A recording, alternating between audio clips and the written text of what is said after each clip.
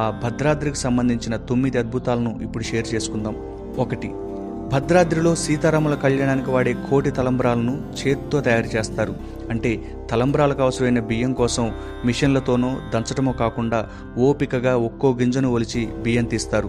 వాటిని తలంబ్రాలుగా చేస్తారు. ఆశ్చర్యంగా ఉంది కదా. ఇక నెంబర్ 2, రాముల వారి కళ్యాణం కోసం వాడే మంగళసూత్రాన్ని 18వ శతాబ్దంలో భక్త రామదాస్ చేయించారు.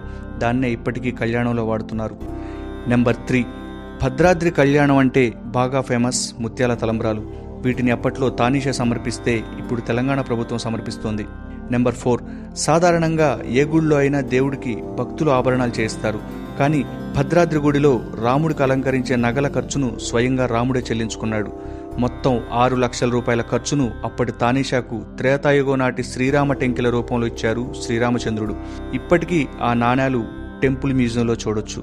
నెంబర్ 5, ఆలయంలో రాముడు కొలువైన గర్భగుడి గోపురం సింగిల్ గ్రానైట్తో చెక్కారు. దాని బరువు 36 టన్నులు. నెంబర్ 6, అదే గర్భగుడి విమాన గోపురంపై కనిపించే సుదర్శన చక్రాన్ని ఎవరూ చేయించలేదు.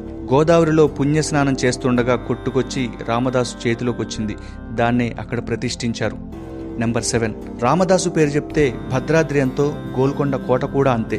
సర్కారు ఖజానాను కాజేశారన్న కోపంతో ఆయన్ని బంధించిన గది రామదాసు బందీఖానాగా ఇప్పటికీ కోటలో కనిపిస్తుంది. దాంట్లో స్వయంగా రామదాసు చెక్కిన సీతా రామ హనుమంతుల ప్రతిమలు చూడొచ్చు. నెంబర్ 8, భద్రాద్రి రాముని దర్శించిన ఆదిశంకరాచార్యులు సాక్షాత్తు వైకుంఠాన్ని అక్కడ చూశారట.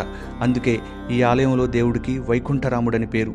Last but not least, number 9, రాముడు భద్రుడి కోరిక మేరకు భద్రగిరిపై వెలిశాడు. అందుకే గర్భగుడి పక్కనే భద్రుడి ఆకారం కూడా కొండలా కనిపిస్తుంది. దానికి చెవి ఆనించి వింటే శ్రీరామనామం వినిపిస్తుందని కొందరు చెబుతుంటారు.